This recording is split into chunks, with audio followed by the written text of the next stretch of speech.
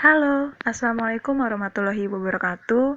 Kami dari kelompok 2 kelas 3B mata kuliah Manajemen Keuangan 1 akan mempresentasikan mengenai modal dalam perusahaan dan kinerja perusahaan.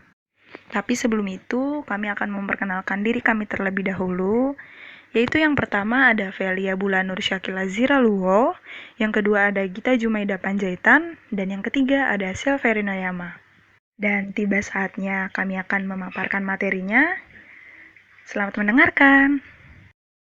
Topik pembahasan kali ini ada dua, yaitu yang pertama ada modal dalam perusahaan, yang kedua kinerja perusahaan. Yang pertama-tama saya akan menjelaskan tentang modal dalam perusahaan. Modal terbagi dua, yaitu modal aktif dan modal pasif.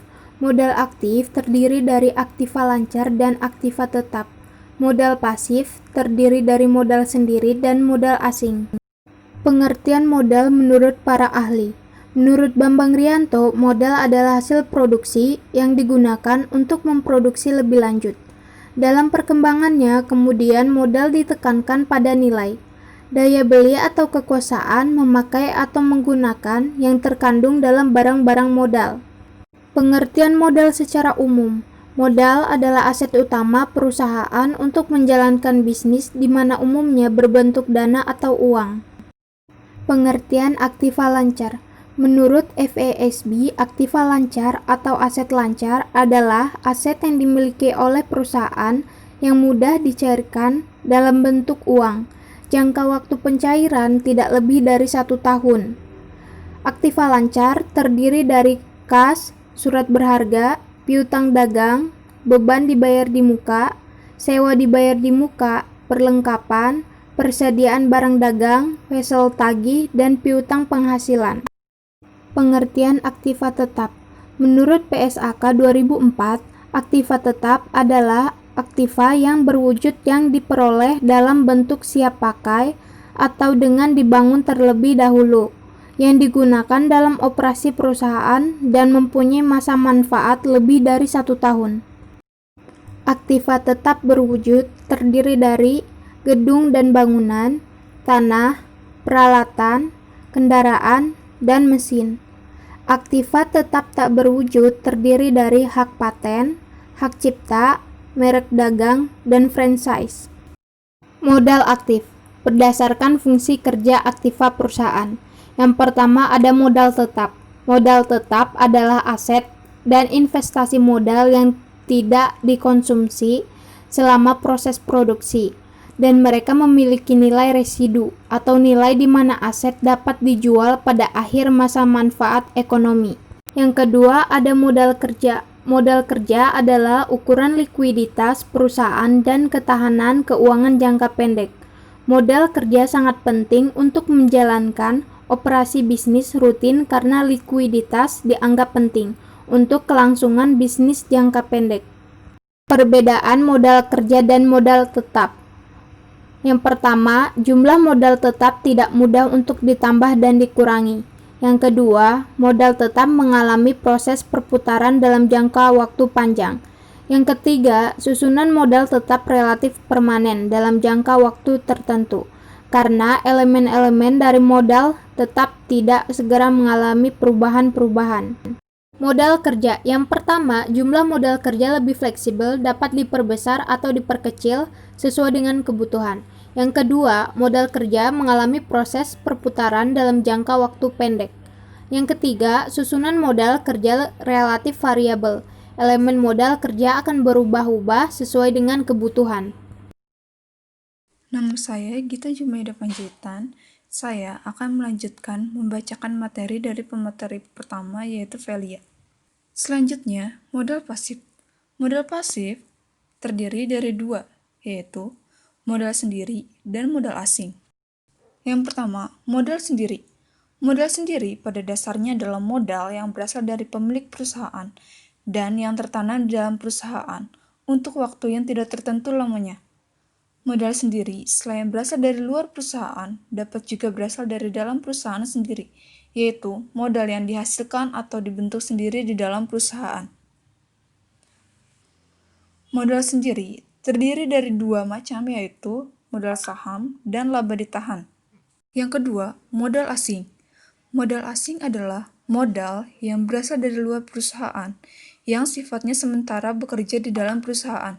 Dan bagi perusahaan yang bersangkutan, modal tersebut merupakan utang yang pada saatnya harus dibayar kembali.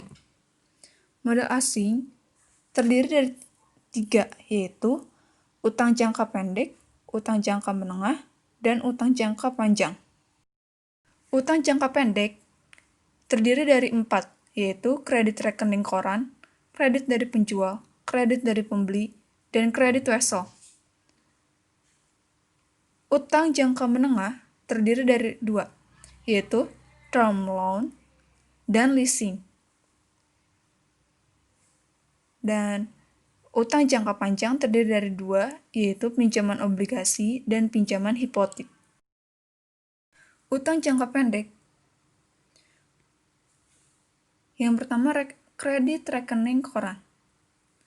Kredit rekening koran adalah kredit yang diberikan oleh bank kepada perusahaan dengan batas plafon tertentu. Perusahaan hanya akan mengambil kredit rekening koran dalam hal-hal yang perlu saja. Misalnya, untuk memenuhi kebutuhan-kebutuhan akan modal, perusahaan atau modal kerja, pada top fluktuasi sebagai akibat dari gelombang, konjungtur atau musim. Dan kalian bisa dilihat PPT-nya di sebelahnya, terdapat gambar contoh rekening koran. Kredit dari penjual.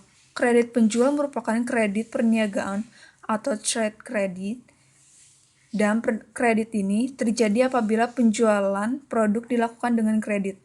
Apabila penjualan dilakukan dengan kredit, berarti penjual baru menerima pembayaran harga dari barang yang dijualnya beberapa waktu kemudian setelah barang diserahkan. Kredit dari pembeli. Kredit pembeli adalah kredit yang diberikan oleh perusahaan sebagai pembeli kepada pemasok atau supplier dari bahan mentahnya atau barang-barang lainnya. Di sini pembeli membayar harga barang yang dibelinya lebih dahulu dan setelah beberapa waktu barulah pembeli menerima barang yang dibelinya. Selama waktu itu, dapat dikatakan bahwa pembeli memberikan kredit pembeli kepada penjual atau pemasok bahan mentah atau barang dagangan. Pada umumnya, kredit pembeli ini diberikan kepada perusahaan-perusahaan agraria yang menghasilkan bahan dasar, dan kredit ini diberikan oleh perusahaan-perusahaan industri yang mengerjakan hasil agraria tersebut kepada bahan dasarnya. Pemberian kredit ini pada umumnya didasarkan atas pertimbangan untuk mendapatkan kepastian, untuk mendapatkan bahan mentah atau bahan dasar pada waktu dibutuhkan untuk keperluan proses produksi. Kredit wesel. Kredit wesel ini terjadi apabila suatu perusahaan mengeluarkan surat pengakuan utang yang berisikan kesanggupan untuk membayar sejumlah uang tertentu kepada pihak tertentu dan pada saat tertentu.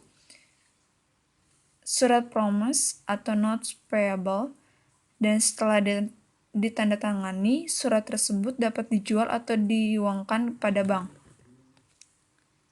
Daripadanya diperoleh uang sebesar apa yang tercantum dalam surat utang tersebut dikurangi dengan bunga sampai hari jatuhnya.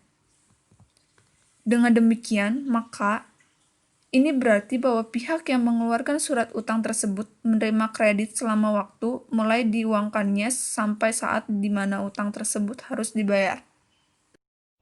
Kita masuk ke contoh utang jangka menengah yang pertama, yaitu term loan.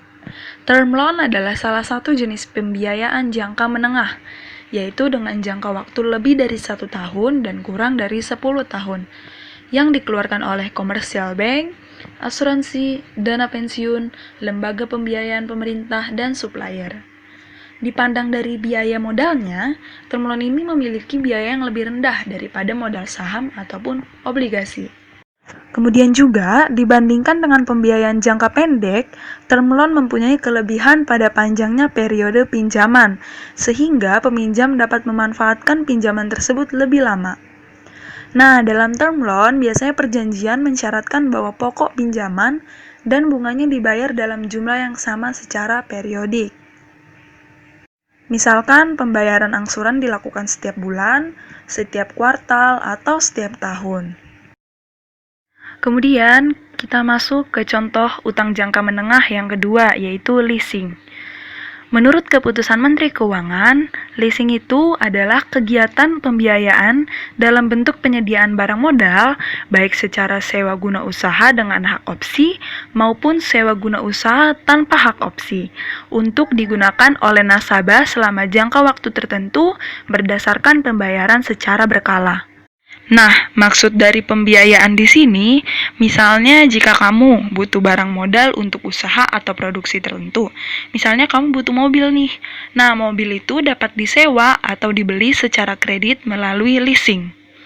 Jadi, leasing adalah suatu perjanjian antara pemilik leasing dan nasabah. Pihak pemilik leasing yang menyediakan barang yang akan digunakan oleh nasabah sebagai modal, kemudian imbalan untuk pemilik leasing yaitu berupa bayaran sewa oleh nasabah dalam waktu tertentu.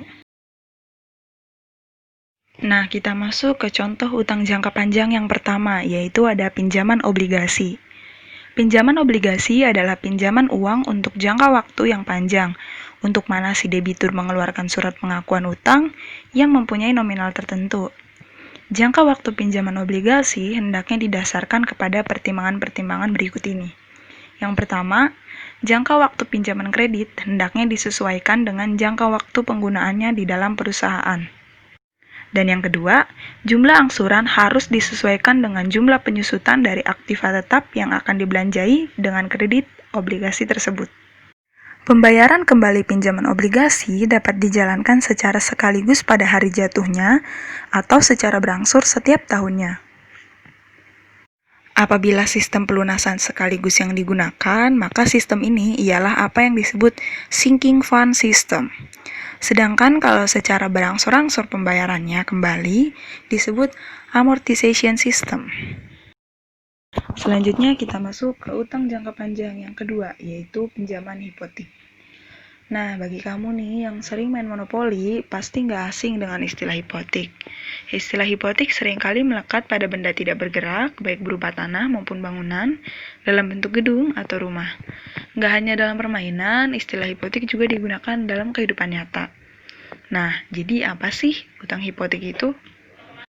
Utang hipotek dapat dipahami sebagai suatu pinjaman jangka panjang yang diberikan dengan penyerahan jaminan berupa aktiva tetap yang disepakati dalam perjanjian tertulis dengan akta notaris, di mana dalam perjanjian tersebut mencantumkan nominal pinjaman, tingkat suku bunga, jangka waktu, jumlah angsuran, dan jaminan yang diserahkan secara terperinci.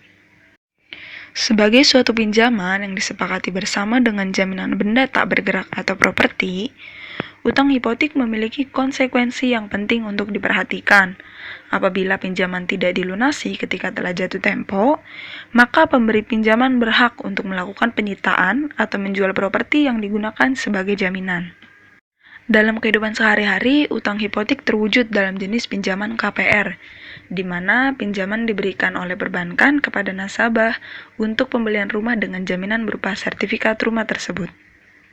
Sebagaimana jenis utang lainnya, utang hipotek pun melahirkan biaya bunga. Nah, bicara tentang bunga nih, ada dua jenis bunga yang diterapkan dalam utang hipotek. Yang pertama ada bunga tetap, yang kedua ada bunga mengambang. Nah, yang pertama dulu ya, kita jelasin, yaitu ada bunga tetap.